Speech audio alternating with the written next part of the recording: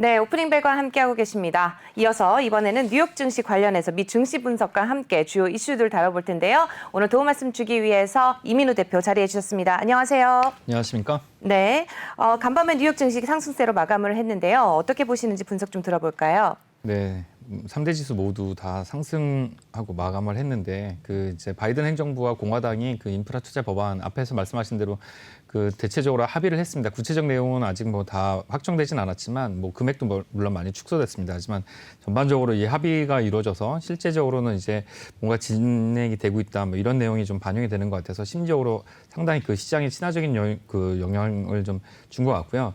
그래서 3대 지수 모두 다 상승을 했는데 보게 되면 이제 뭐 어제 같은 경우는 어제나 그저께 같은 경우는 이제 등락 속에 이제 마감을 했는데 다우나 어제 같은 경우는 다우나 나스닥 S&P 모두 다 처음부터 상승을 좀 해서 하락까지 종가까지 다 상승하는 모습을 좀 보였습니다.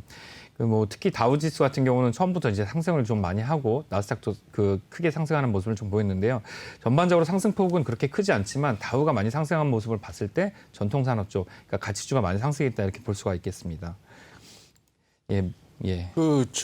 인프라 투자 법안 때문에 관련 업종이나 종목들이 예. 좋긴 했는데 하나 걱정되는 게 인프라 투자가 막상 시작되면 이게 금리 인상 가능성 없을까요? 아무래도 돈이 풀리는 거니까 재정 쪽에서. 네, 그렇습니다. 금리 인상 근데 이제 말씀하신 중앙은행의 금리 인상과 시중 금리의 인상은 이 인프라 투자 법안이 통과된다고 하더라도 시중에 자금이 풀리는 데까지 시간이 걸리겠죠. 시차가 있기 때문에 바로 시장에 바로 반영될 것 같지는 않고요. 네. 그 대신에 이제 전반적으로 그런 영향 때문에 경기가 좋아지고 기업 실적이 좋아진다는 긍정적 요인이 먼저 시장이 더 선반영이 될 것으로 좀 보입니다. 오늘 주가에서는 이 인프라 투자 법안이 종목별로 상당한 영향을 미쳤죠. 한번 분석을 좀 해봐 주시죠. 예, 종목별로 한번 보도록 하겠습니다. 지금 보면 어제 특징적으로 아마존만 좀 많이 하락을 했는데요. 네. 예, 아마존을 제외한 대체적으로 이제 대형 종목들은 크게 상승하는 모습을 좀 보이고 있습니다. 그리고 특징적으로 이제 마이크로소프트의 면적이 좀 커진 것 같은 모습을 좀 보이는데 네. 마이크로소프트가 이제 시총 2위에 올라서 더 커지는 모습을 좀 보이고 있는데 이 마이크로소프트가 추진했던 구독 결제, 그러니까 구독 시스템이 어떻게 보면 자리를 좀 잘 잡은 것 같이 보입니다. 기술주 전반적으로 애플을 제외하고는 이제 상승을 한 모습을 좀 보이고 있고요. 금융주도 뭐 1년에 한 번 있는 스트레스 테스트를 대체적으로 다 무사하게 통과하는 모습을 좀 보이고 뱅크랑 결제 시스템 모두 다 좋은 모습을 좀 보이고 있습니다. 그리고 그동안 유틸리티랑 기초수지가 상당히 많이 하락을 하는 모습을 좀 보이는데 어제 같은 경우는 하락하는 모습보다는 전반적으로 보합 상태를 좀 보이는 모습으로 마감을 좀 했습니다. 그러니까 산업재나 기초 소재가 아무래도 인프라 쪽 영향을 좀 받는다 이렇게 봐야 되죠? 예, 그렇습니다. 네, 섹터별로 확인을 해보게 되면요. 섹터별로는 어저께 에너지가 그간 이제 반납법이 가장 큰 업종 중에 하나 있는데 에너지가 가장 많이 상승을 했고 그 다음 금융주가 상승을 했고 그 다음에 말씀하셨던 대로 기초 소재가 상승을 한 모습을 좀 보이고 있습니다. 지금 전반적으로 봤을 때 유틸리티는 아직도 상승폭을 만회하지 못하는 모습을 좀 보이고 있는데요. 지금 유틸리티의 이제 올해 하락폭, 그러니까 상승폭을 반납한 부분을 이제 복구를 하려면 대략 한 7% 정도 그 정도는 올라와야 된다고 보이는데 이제 이게 아마 인프라 투자 법안이 합의가 좀 됐으니까 그게 통과가 되고 나서 집행이 좀 되고 난다 그러면 인프라 투자 법안의 영향으로 회복이 되지 않을까 싶습니다. 네, 지금 섹터별로 좀 살펴봤습니다. 뭐 지금 보면 또 바이든 아까 김기성 앵커님 말씀하신 것처럼 바이든 행정부에서 또 인프라 투자 확보 협상이 좀 타결을 되면서 경기 부양을 좀 높일 거다 이렇게 예상이 나오고 있는 것 같은데 뭐 실제로 또 주식에도 좀 영향을 많이 미치게 될까요? 예, 그렇죠. 인프라 투자 법안이라는 게 이제 재정 지출을 통해서 이제 사회 간접 자본에 투자를 하겠다는 거고 그렇게 된다면 실제로 기업과 지역에 직접적으로 돈이 풀리게 되니까 실적에 영향을 상당히 많이 미치게 될 텐데 그게 지금 가지고 있는 시장의 유동성으로 가고 있는 장세에도 긍정적 영향을 좀 미칠 거라고 봅니다. 근데 지금 요즘에 이제 FOMC 이후에 시장이 조정을 받을지도 모른다, 심리적으로 위축이 된다, 이런 네. 얘기가 있었는데 실제로 봐서는 그게 뭐 얼마나 많은 영향을 미쳤는지 장기 시계열로 한번 보게 되면 그렇게 영향은 크게 미치지 못하는 것으로 봅니다. 지금 전반적으로 봤을 때는 강세장으로 좀 보이는데 어느 정도로 강세장인지 제가 장기 시계열로 지금 한번 네. 보게 되면 다우지수가 지금 뭐 조정 국면에 한번 들었었다. 뭐 지금 최근에 어려웠다고 하는데 이 부분 그를 제외하고 저게 몇 년쯤 되는 겁니까? 저 푹 빠진 게 저게 작년 팬데믹입니까? 예, 작년 팬데믹이고요. 네. 그 전에 이제 그 가운데 부분에 하락한 부분이 이 금융위기 때입니다. 금융위기. 예, 네. 금융위기 때고 그 앞에 부분이 하락한 부분이 이제 90년대 초반입니다. 네, 그러니까 여기서부터 올라온 그래프를 봤을 때는 장기 시계열로 봤을 때 지금이 그러면 약세장이나 아니면 저게 2000년대 초반 2000년대 초반의 버블, 예. 네, 버블 붕괴. 버블 때는 요 시점인데요. 네. 여기 이 시점인데 이때 버블 붕괴가 있었고, 네. 예, 버블 요 시점에 버블이 있었고, 그 다음에 여기서 이제 금융위기가 있었고, 여기 팬데믹이 있었죠. 근데 네. 그 어떤 버블이나 뭐 금융위기가 온다고 하더라도 뭐 작년 같은 경우가 제일 많이 하락했고요. 그 이후에 상승폭은 훨씬 더 큰 모습을 보이는데 약간 뭐 걱정하시는 분들은 이전에 그 버블 붕괴 이후에 반등하는 모습, 금융위기 이후에 반등하는 폭보다 지금 팬데믹 이후에 반등폭이 지나치게 가파르게 많이 올라왔다. 이 부분을 걱정하시는 분도 있어요. 이게 거품이다. 뭐 이런 얘기도 하시는데 하지만 전반적으로 봤을 때 시장은 굉장히 강한 우상승을 보이고 있고 다우지수가 이런 모습을 보이고 있는데 이게 전통산업, 가치주가 꾸준히 돈을 버는 기업이어서만 그러냐 그게 아니고 S&P 500을 한번 보게 되면 S&P 500도 같은 모습을 좀 보이고 있습니다. S&P 500은 오히려 더 완만한 상승을 좀 보이고 있는데 이 하락폭도 더 적고요.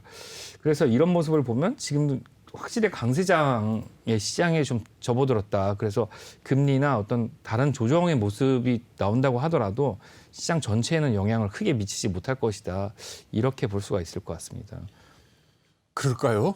네. 너무 낙관적으로 보시는 거 아니에요? 네. 지금 뭐 이제 제가 말씀드리는 거는 지금까지 나온 추세를 말씀을 좀 드리는 건데 아마 이걸 보시면 제가 더 너무 낙관적으로 보는지 안 보는지. 네. 네. 제가 진짜 이거는 이제 그 나스닥 차트인데요. 네. 나스닥 차트인데 나스닥은 더 가파르게 상승을 많이 했습니다. 여기 앞에 2000년대 초반에 그러니까 왼쪽 표에 작은 산이 있는데 이게 이제 그 버블, 예, 네. 닷컴 버블 때 닷컴 올라왔다가 버블이고, 이제 꺼진 거고요. 네. 여기서 회복을 장기로 하지 못하다가 네.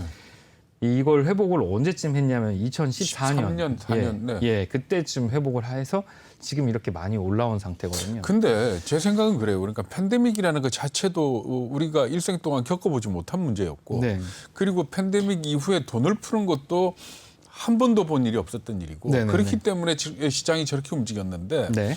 만약에 금리 긴축으로 돌아서고 돈을 갖다 빨아들이기 시작할 때, 네. 그것 또한 어떨지 아무도 지금 사실은 모르죠. 모르는 예, 거 아닙니까? 예. 근데 이제 제가 하나 이제 말씀드릴 수 있을 것 같은 건 이제 중앙은행 이제 패드는 누구의 편이냐 그러면 미국의 편이겠죠. 예, 미국의 편이기 때문에 금리 상승이나 어떤 그 시장 긴축의 영향으로 그 다른 나라나 다른 기업들이 받는 것보다는 우선적으로 이제 미국을 먼저 생각을 하게 될 텐데. 근데 아니 우리 폴볼크 시절에 예. 생각을 해보면 정말 미국 중소기업들 다 주고 나간다 그래도 네. 고금리를 유지를 해서 미국 경쟁력을 키웠지 않습니까? 예, 그렇죠. 네. 뭐 그런 걸 생각을 해본다면은 물론 뭐 가정이 워낙 많으니까 그럴 수는 있겠지만 주식 투자하는 사람 입장에서 장기적으로 본다면은 있을 수 있는 리스크에 대해서는 한번 생각을 해봐야 된다는 점에서 볼 때 네.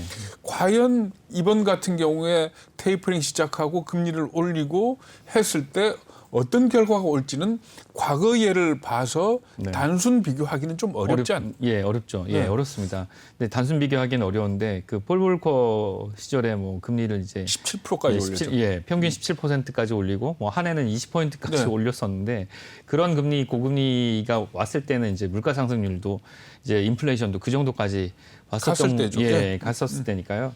근데 이제 그때 뭐 그런 얘기도 있었죠. 그 민주당이 그래서 정권을 놓치고 레이건 행정부로 넘어갔었는데 예. 뭐 뭐 인플레이션도 잡지만 민주당도 잡고 있다고 네. 예, 그런 얘기가 있었었는데 근데 지금 이 인플레이션을 잡기 위해서 이제 만약에 금리를 올린다 그러면 인플레이션 수준에 맞는 이제 금리를 올리게 될 텐데 그렇게 된다 그러면 미국 그 여기서 올라가는 금리는 그렇게 근데 금리가 그렇게 절대적인 수준으로 봐서 높지는 않겠지만 네. 돈이 빨려 들어가는 속도는 굉장히 엄청나지 빠르겠죠. 않을까요? 예, 그렇죠. 풀린 유동성이 네. 많기 때문에 그렇게 많이 영향을 받겠죠.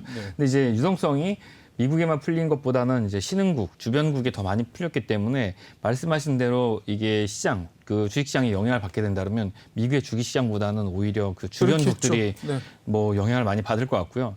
올해 예상컨대 그 가장 많은 그 경제 성장률을 기록할 수 있는 국가는 그 중국이 아니고 사실상 실질적으로는 이제 미국이 될 거라고 좀 보여지고 있고 내년도 미국이 좀 돼질 거라고 좀 보고 있는데 그렇게 된다면 미국과 중국이 그러니까 미국이 걱정했던 미국과 중국과의 격차는 사실 좁아지는 게 아니고 더 벌어질 거라고 예상이 좀 되고 중국이 따라오려는 시점에 말씀하신 대로 미국이 정책적으로 금리를 인상할 수 있는 가능성도 상당히 있다고 볼 수가 있는 네, 거죠. 뭐 그걸 갖다 음모론에서 해석을 하는 사람들도 있더라고요. 예, 그렇죠. 지금 현재는 이제 굉장히 유동성 때문에 네. 시장이 좋아지고 있고 그것도 때문에 기업 실적이 좋아지고 있는데 지금 이제 뭐 지금 그 1분기, 2분기 실적 발표가 다 끝나고 뭐 이제 뭐 2분기에 대한 그 예상도 좀 나오고 있는 그런 마당에 지금 나오고 있는 대부분의 실적들이 미국의 주요 기업들, S&P에 있는 주요 기업들이 굉장히 좋은 실적들을 대부분 예상하고 내놓고 있는데요.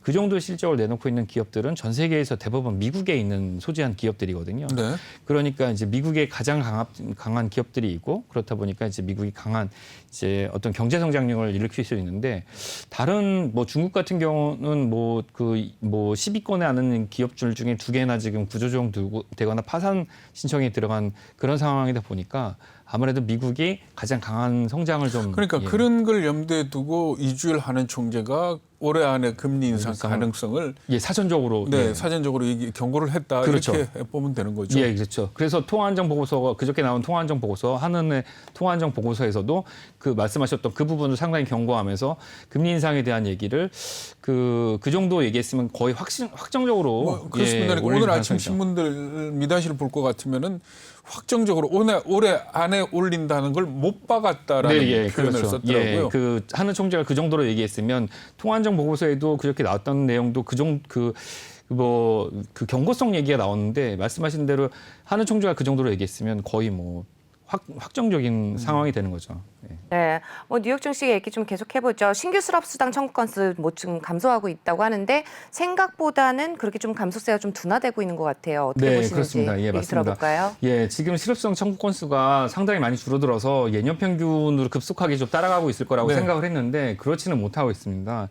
그 팬데믹 이전에 예년 평균은 20만 건 예. 남짓이었죠. 예, 20만 건 수준이었는데요. 네. 지금 하락하는 속도가 되게 가팔라서 40만 건 최근에 이제 5월 달부터 40만 건 밑으로 내려가면서 이게 매주 뭐 줄어들기 시작할 거라고 생각을 했는데 네. 사실상 이제 이게 시장에 상당한 호재로 작용을 하고 있는 것 같습니다. 이게 뭐 좋은 소식인 것 같은데 시장에는요.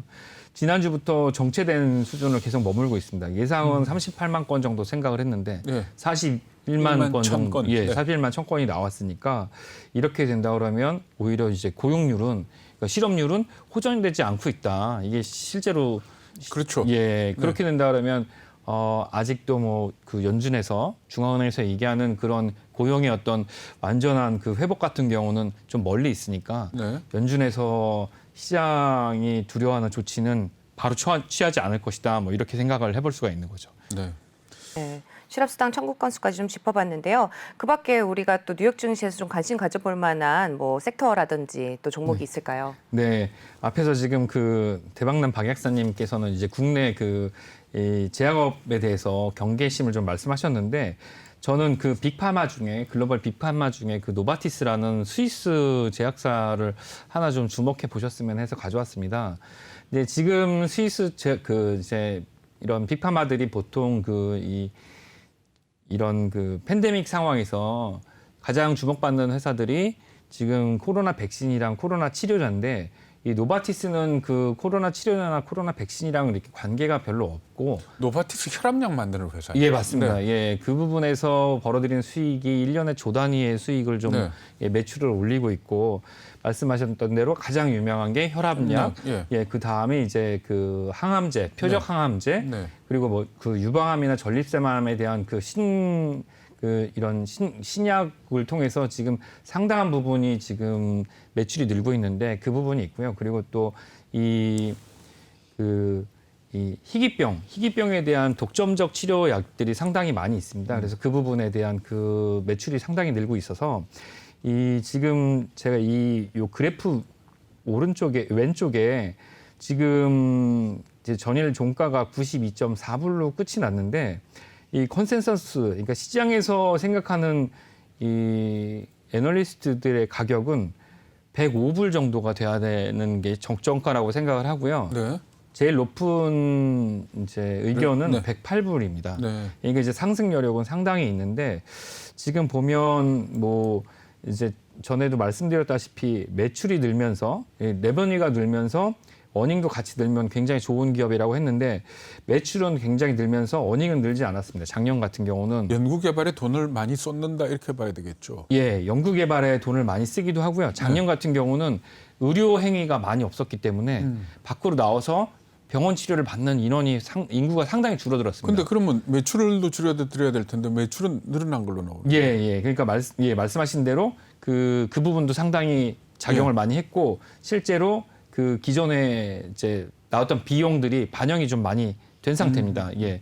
그래서 매출은 좀 많이 늘어났고 그 이익은 좀 줄어든 상태지만 올해 그 작년과 같은 비슷한 매출을 올해도 기록할 거라고 보고 내년도 비슷한 거라고 예상이 되는데 실제로 그 이제 반영됐던 비용이 따라오고 실제로 그 이제 고수익이 되는 부분, 그러니까 이제 수익이 많이 나는 그 희귀병과 그 항암 치료제에서의 매출 그 이익 부분이 개선이 좀 될 거라고 보여져서 실제로 여기 같은 경우는 이제 그 애널리스트들이 얘기할 때 그 반드시 사야 되는 그런 포트폴리오에 담아야 될 종목으로 그 빅파마로 그러니까 가장 큰 회사 두 번째로 지금 꼽힌 회사거든요.